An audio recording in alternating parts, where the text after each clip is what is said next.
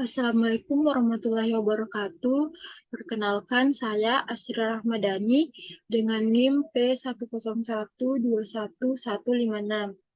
Nah, di sini saya akan mempresentasikan hasil kerja saya untuk memenuhi tugas mata kuliah Ekologi Pangan dan Gizi. Nah, jadi materi yang akan saya bawakan yaitu mengenai gizi dan penyakit tidak menular. Nah, penyakit tidak menular yang akan saya bahas di sini yaitu stroke.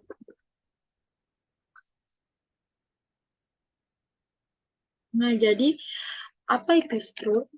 Stroke adalah kondisi yang terjadi ketika sebagian sel-sel otak mengalami kematian akibat gangguan aliran darah karena sumbatan atau pecahnya pembuluh darah di otak. Nah, jadi aliran darah yang tersumbat ini dia kan akan berhenti, sehingga menyebabkan eh, tidak ada suplai oksigen dan zat makanan ke sel-sel otak. Nah, karena tidak ada oksigen dan zat makanan ke sel otak, otak itu tidak dapat berfungsi dengan semestinya. Kemudian ada klasifikasi stroke. Jadi, menurut penyebabnya, stroke itu terbagi menjadi dua. Ada stroke iskemik dan stroke hemoragik. Nah, stroke iskemik ini eh, dikarenakan penyempitan atau penyumbatan pada pembuluh darah yang eh, menyebabkan sel-sel otak mengalami kekurangan oksigen dan nutrisi. Kemudian ada stroke hemoragik. Stroke hemoragik ini stroke yang disebabkan akibat pecahnya pembuluh darah di otak. Nah, darah yang keluar dari pecahnya pembuluh darah ini dapat mengenai dan merusak sel-sel otak di sekitarnya. Nah, kemudian faktor risiko stroke. Jadi, faktor risiko stroke ini ada yang tidak dapat dimodifikasi dan ada yang dapat dimodifikasi. Nah, yang tidak dapat dimodifikasi ini seperti usia. Jadi, uh, usia yang lebih rentan untuk terkena stroke itu di atas 50 tahun. Nah, hal tersebut dikarenakan orang yang telah lanjut usia itu pembuluh darahnya kaku karena adanya plak. Kemudian jenis kelamin. Nah, laki-laki berisiko terkena stroke daripada wanita. Kalau ini kenapa disebut laki-laki berisiko? Karena kebanyakan laki-laki itu merokok. Nah, kemudian rokok ini dia sebagai juga faktor risiko dari stroke.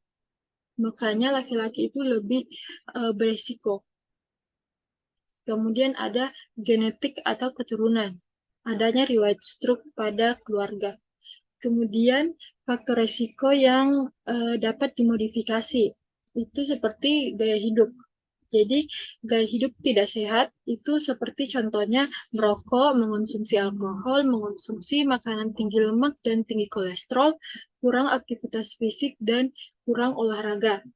Kemudian ada lagi faktor yang dapat dimodifikasi yaitu obesitas, hipertensi, diabetes mellitus, dislipidemia, kolesterol, dan penyakit jantung. Nah, di sini gejala stroke. Jadi, gejala umum penyakit stroke ini yang paling umum itu ada terdapat kekakuan pada otot wajah, cara bicara yang tidak jelas, sulit menelan ataupun minum, kelumpuhan pada salah satu sisi tubuh. Nah, di sini kan kita akan membahas mengenai gizi. Jadi, kita di sini akan membahas mengenai hubungan gizi dan penyakit stroke. Yang pertama yaitu mengonsumsi daging merah. Jadi, daging merah ini dia dapat menimbulkan sindrom metabolik, peradangan, dan naiknya tekanan darah atau yang biasa kita sebut dengan hipertensi. Jadi, hipertensi ini dia kan tadi saya dijelaskan bahwa hipertensi ini juga sebagai faktor risiko dari stroke. Jadi secara tidak langsung mengonsumsi daging merah ini juga dapat meningkatkan risiko untuk terkena stroke. kemudian konsumsi kadar lemak dan kolesterol yang tinggi. Jadi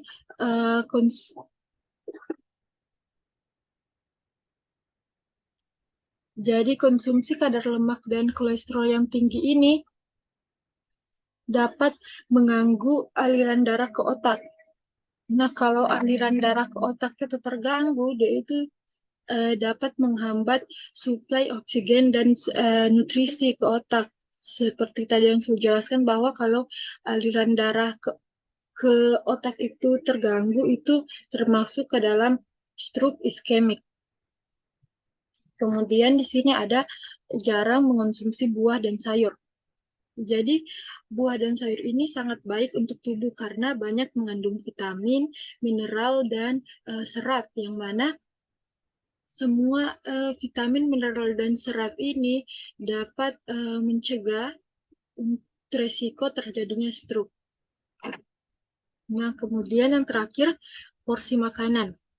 Jadi maksudnya di sini, walaupun kita mengonsumsi makanan yang sehat atau semuanya yang kita makan itu bergizi, tapi kalau porsi makanannya ini tidak sesuai dengan kebutuhan kita atau tidak sesuai dengan misal kita kecil, terus porsi makanan kita itu besar.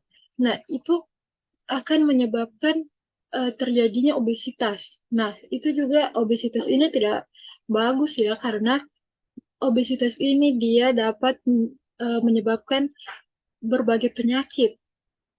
Contohnya seperti hipertensi. Nah, jadi obesitas ini bisa juga dia menyebabkan hipertensi. Obesitas juga dapat menyebabkan stroke.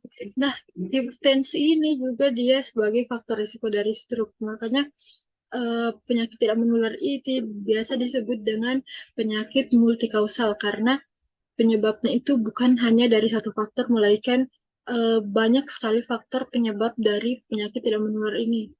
Contohnya seperti stroke. Jadi untuk porsi makanan ini sesuaikan dengan kebutuhan. Nah, di sini ada pencegahan penyakit stroke.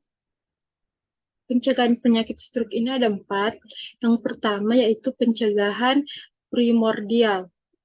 Jadi pencegahan primordial ini dilakukan seperti promosi kesehatan.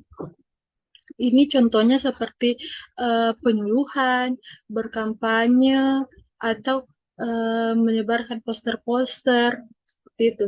Kemudian yang kedua pencegahan primer. Jadi pencegahan primer ini dia lebih ke mengurangi faktor risikonya. Kan tadi faktor risiko itu ada yang tidak dapat dimodifikasi dan ada yang dapat dimodifikasi. Nah, untuk pencegahan primer ini dia bisa untuk mengurangi timbulnya faktor risiko dari yang dapat dimodifikasi, seperti contohnya tadi gaya hidup. Mungkin dimulai dari tidak merokok, tidak mengonsumsi alkohol, mengonsumsi makanan yang bergizi, seperti itu. Kemudian yang ketiga yaitu pencegahan sekunder.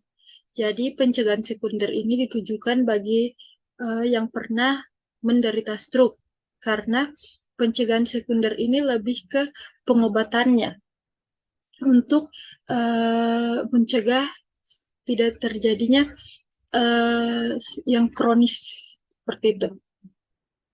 Kemudian yang pencegahan keempat yaitu pencegahan tersier. Nah, pencegahan tersier ini ditujukan untuk orang yang telah menderita stroke agar kelumpuhan yang dialami itu tidak bertambah berat dan mengurangi ketergantungan orang lain dalam melakukan aktivitas kehidupan sehari-hari. Contohnya pencegahan tersier ini seperti rehabilitasi. Nah, rehabilitasi ini dapat dilakukan dalam bentuk rehabilitasi fisik, mental, dan sosial. Nah, baik, itulah pemaparan materi mengenai stroke dari saya. Saya ucapkan terima kasih. Wassalamualaikum warahmatullahi wabarakatuh.